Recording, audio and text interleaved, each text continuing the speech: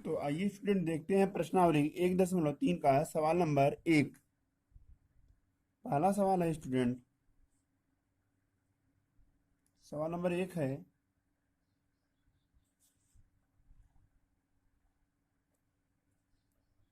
सिद्ध कीजिए गाड़ी में 5 एक अपरिमेय संख्या है। तो सर्वप्रथम क्या करेंगे स्टूडेंट, हम कहेंगे कि माना गाड़ी में 5 एक परिमेय संख्या है। यहाँ लिखेंगे माना गाड़ी में 5 एक परिमेय संख्या है। तो अगर इसको परिमेय मान लेंगे स्टूडेंट, तो इसको ये अड़ी में 5 एक परिमेय संख्या है, तो इसको हम ए बटे बी या पी बटे क्यू के रूप में लिख सकते हैं। तो इस प्रकार यहाँ से काड़ी में 5 बराबर हो जाएगा ए बटे बी। नेक्स्ट, अगर यह ए बटे बी है तो हम क्या करेंगे, इस काड़ी को हटाएंगे स्टूडेंट दोनों पक्षों का वर्ग करने पर। दोनों पक्षों का वर्ग करने पर वर्ग करेंगे स्टूडेंट, तो ये काड़ी स्क्वायर हट जाएगा, यहाँ पे बचेगा 5 बराबर हो जाएगा ए स्क्वायर बटे बी स्क्वायर। इसको आगे लिख सकते हैं, ये यहाँ पे बट्टे में है, भाग में है, इधर आएगा गुणे में हो जाएगा। तो 5b स्क्वायर बराबर हो जाएगा ए स्क्वायर। यहाँ लिखेंगे चूंकि 5 ए स्क्वायर का एक गुणनखंड है, अतः प्रमेय 1.3 के अनुसार 5 ए का भी एक गुणनखंड होगा। तो डियर स्टूडेंट, अगर यह इसका एक गुणनखंड होगा तो इस प्रकार हम कह सकते हैं कि जो ए का मान होगा वह 5 के गुणज में होगा, अर्थात 5 गुणे समथिंग होगा। तो हम क्या करेंगे, वहां पे उसके स्थान पे कुछ मान रखेंगे। हमने मान लिया, माना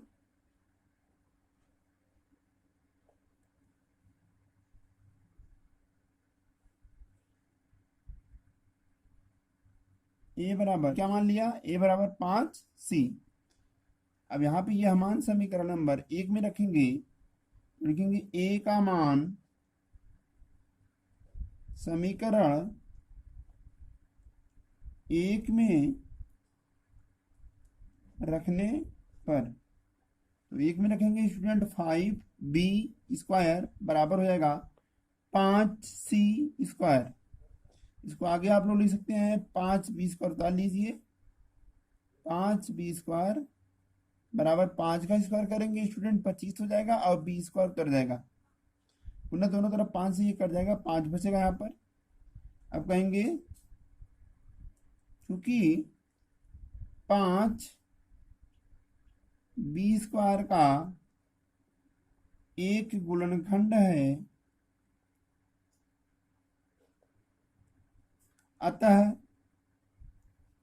प्रमेय 1.3 के अनुसार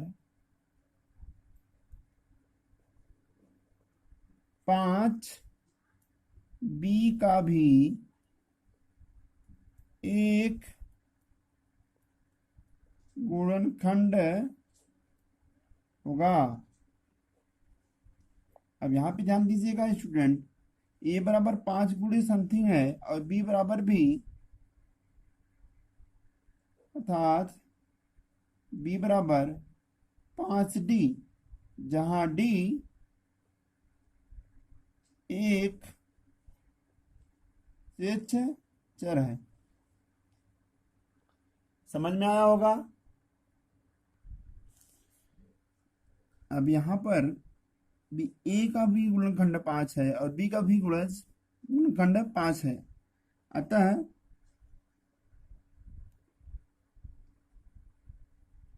कह सकते हैं ए और बी दोनों का गुणनखंड क्या है? 5 है। अतः 5a तथा b का गुणज है, परंतु यह इस तथ्य का विरोधाभास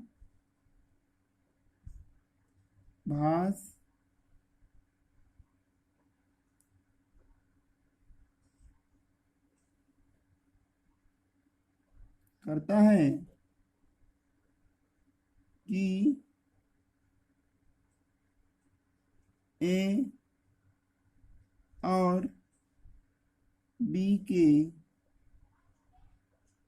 केवल एक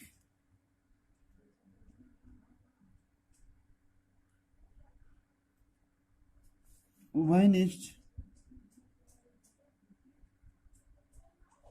गुणनखंड हैं।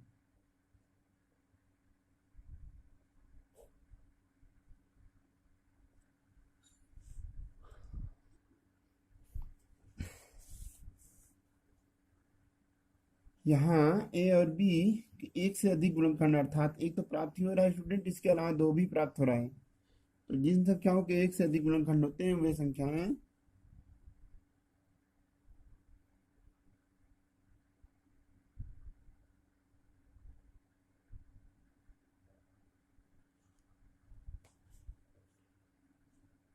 नेक्स्ट है इतना लिखेंगे स्टूडेंट। हम निष्कर्ष निकालते हैं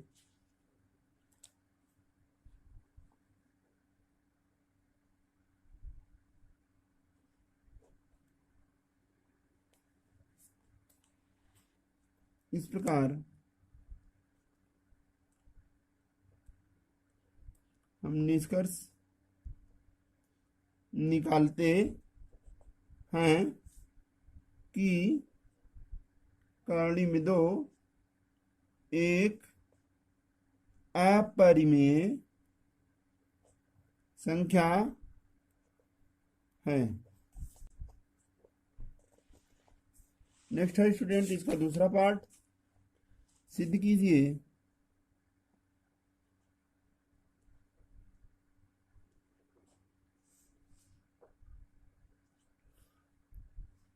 तीन प्लस दो करणी में 5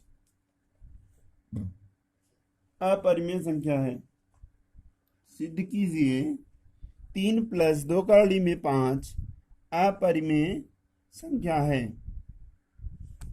तो यहाँ पे देखेंगे स्टूडेंट, हमारा सवाल है स्टूडेंट, सिद्ध कीजिए 3 प्लस 2 करणी में 5 एक अपरिमेय संख्या है।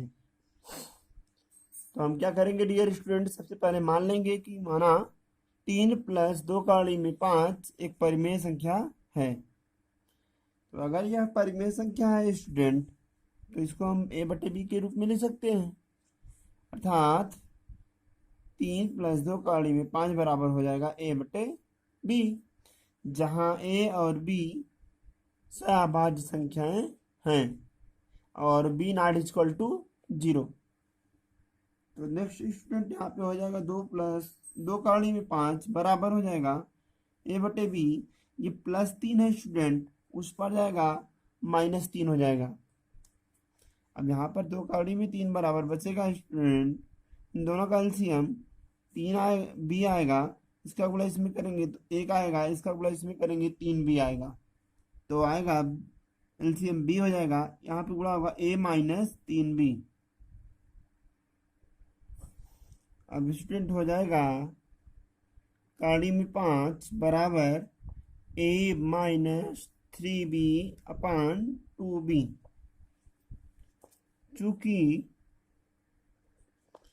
a minus 3b upon 2b एक परिमेय संख्या है,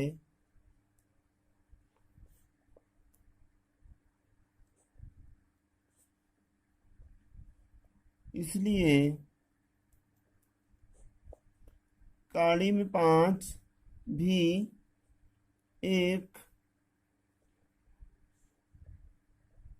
अपरिमेय संख्या होगी।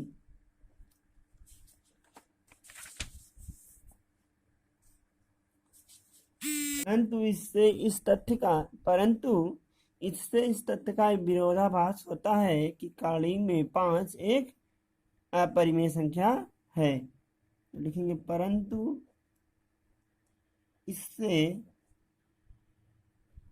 यह विरोधाभास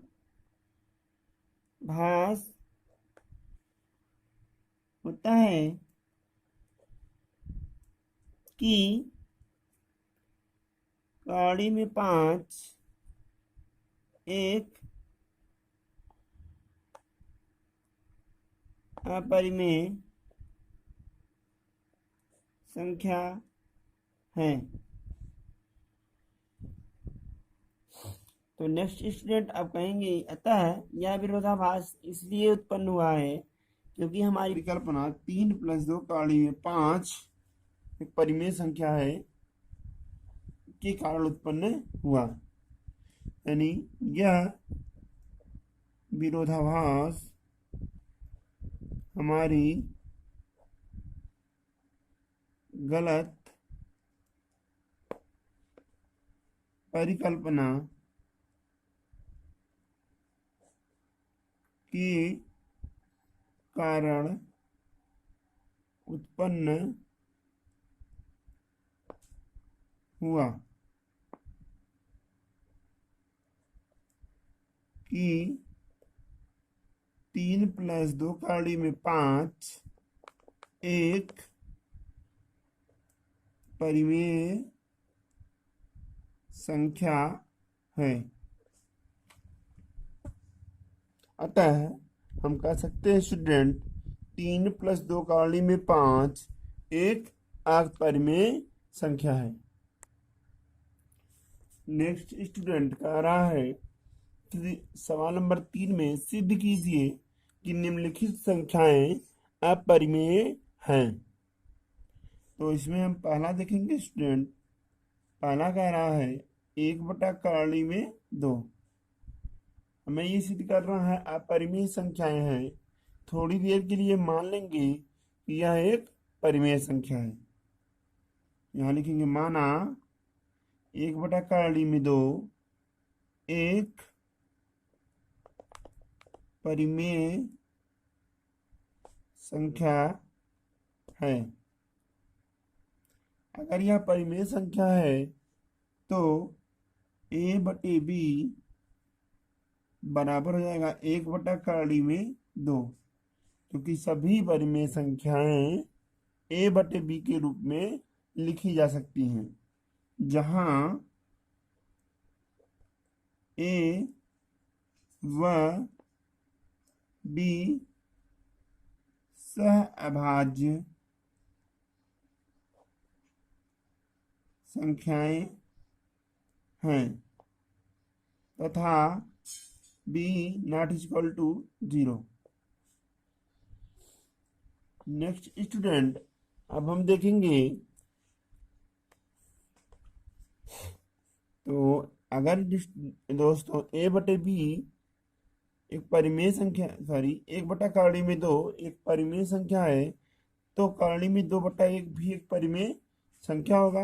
अर्थात हमने पलट दिया तो लिखेंगे b/a बराबर कॉलम में 2/1 भी एक परिमेय संख्या होगी। परंतु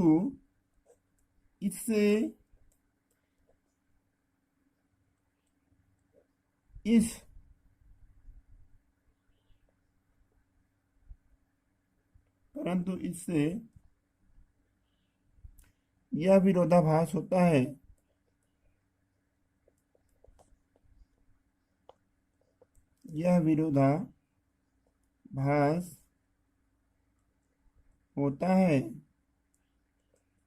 कि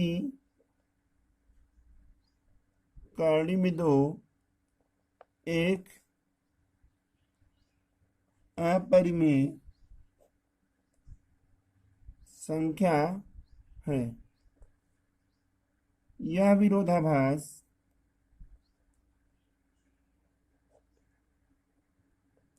हमारी गलत परिकल्पना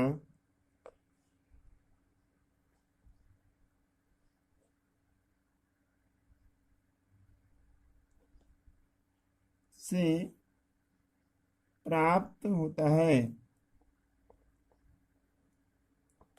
अतः हम कहेंगे स्टूडेंट कि अगर 1/2 परिमेय संख्या नहीं है तो यह एक अपरिमेय संख्या होगा।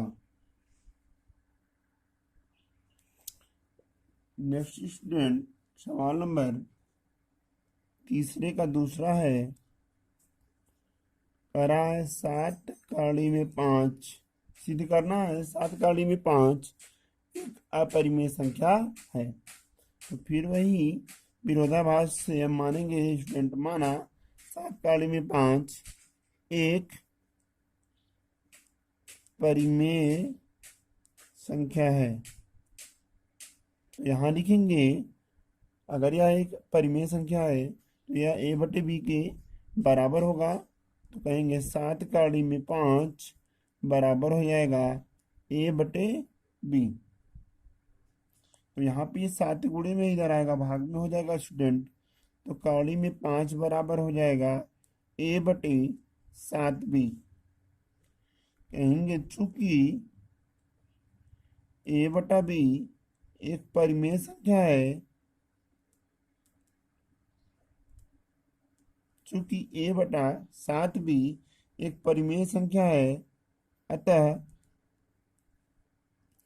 कौड़ी में 5 भी एक परिमेय संख्या होगी। परंतु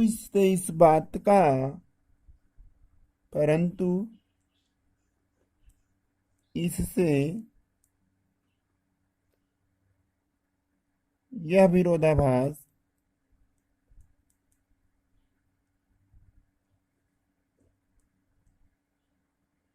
प्राप्त होता है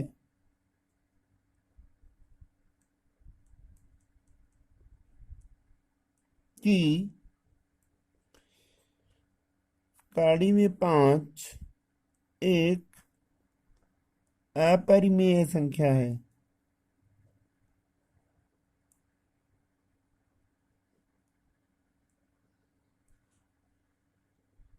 यह विरोधाभास क्यों उत्पन्न हुआ है स्टूडेंट? यह विरोधाभास इसीलिए उत्पन्न हुआ है क्योंकि हमने जो परिकल्पना की थी कि 7 में 5 एक परिमेय संख्या है, गलत थी। यानी शुरू से हमने जो परिकल्पना माना था वह गलत था, इसीलिए यह विरोधाभास उत्पन्न हो रहा था। तो लिखेंगे स्टूडेंट, यह विरोधाभास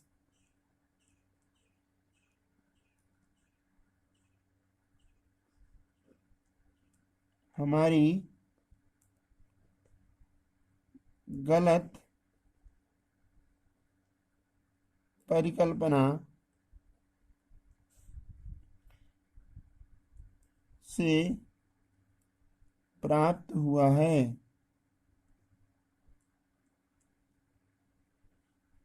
कि 7 में 5 एक परिमेय संख्या है।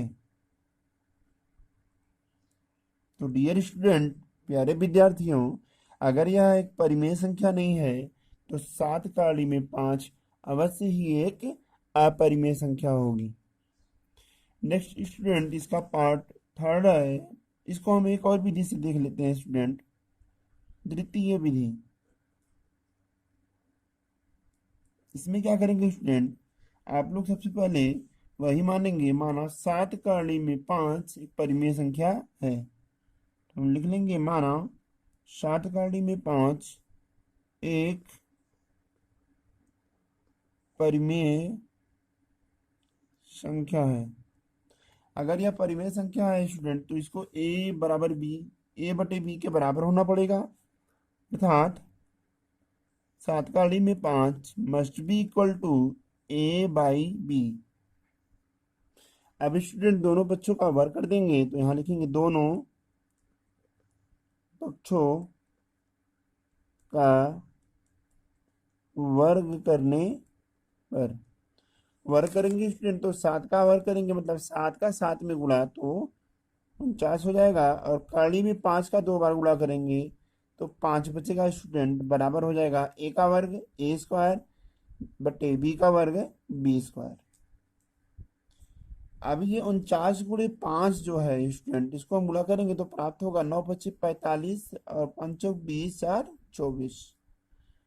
तो 245 इक्वल टू हो जाएगा A²/B²। यहाँ पे स्टूडेंट हम कहेंगे ये B भाग में है, इधर आएगा गुणे में हो जाएगा, तो 245B² इक्वल टू A² प्राप्त होगा। अब स्टूडेंट यहाँ पे हम कहेंगे प्रमेय 1.3 के अनुसार 245 A² का गुणनखंड है, अतः 245 A का भी गुणनखंड होगा। फिर से 245 A² का गुणनखंड है, 245 A² का गुणनखंड है, अतः 245 A का भी गुणनखंड होगा, गुणनखंड होगा। तो यहाँ पर A बराबर प्राप्त हो जाएगा स्टूडेंट 245 गुणे C। यहाँ पर C क्या है, एक स्वेच्छ चर संख्या है। तो अगर यह मान स्टूडेंट समीकरण 1 में रखेंगे तो लिखेंगे A का मान समीकरण 1 में रखने पर यहाँ आएगा स्टूडेंट 245B² बराबर यहाँ पे आएगा 245C। यहाँ पर स्क्वायर है तो यहाँ भी स्क्वायर हो जाएगा स्टूडेंट, क्यों, A का मान 245C रख दिया है, स्क्वायर को वैसे उतार लिया। अब यहाँ पे सॉल्व करेंगे स्टूडेंट तो यह आएगा 245B² बराबर, यहाँ पर स्क्वायर है स्टूडेंट तो हम 245 को 2 बार लिखेंगे, क्लियर है, इंटू C²। एक 245 से एक 245 कट गया तो यहाँ पर बचेगा स्टूडेंट B² बराबर 245C²। पुनः प्रमेय 1.3 से कहेंगे स्टूडेंट कि 245 B² का गुणनखंड है, 245 B² का गुणनखंड है, अतः 245 B का भी गुणनखंड होगा। तो B बराबर स्टूडेंट हम 245 इंटू D ले लेते हैं। अब यहाँ पे देख रहे हैं स्टूडेंट 245 गुणे C यहाँ भी है, 245 इंटू D यहाँ भी है, परंतु हम जानते हैं A और B, A व B सहभाज्य संख्याएं हैं, अर्थात इनमें एक के अलावा और कुछ भी कॉमन नहीं होगा। तो स्टूडेंट यहाँ से हम देख रहे हैं कि इसमें भी 245 यानी A का गुणनखंड भी 245 है और B का गुणनखंड भी 245 है।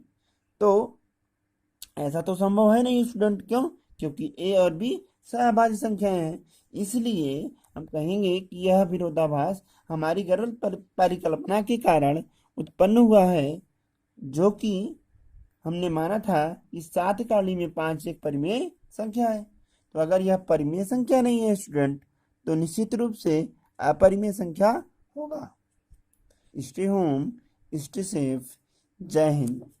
दोस्तों, अगर अभी तक आपने हमारे चैनल को सब्सक्राइब नहीं किया है तो प्लीज़ सब्सक्राइब कर लीजिए, ताकि हम नई नई वीडियो आप लोगों के लिए बनाते रहें, जिससे हमें प्रेरणा मिलती रहे।